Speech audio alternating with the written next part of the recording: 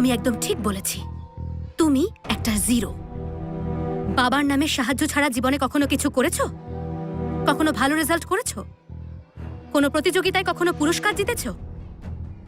নিজের বাবার ছায়া থেকে বেরিয়ে যেদিন কিছু করবে সেদিন হিরো হতে পারবে, না হলে জিরোই থাকবে। সাহস থাকলে নিজেকে প্রমাণ করে দেখাও। যেদিন প্রমাণ করতে পারবে তোমার নিজেরই গর্ব হবে। আর যদি কিছু করতে না পারো তাহলে এক্ষুনি বেরিয়ে যাও। এই এই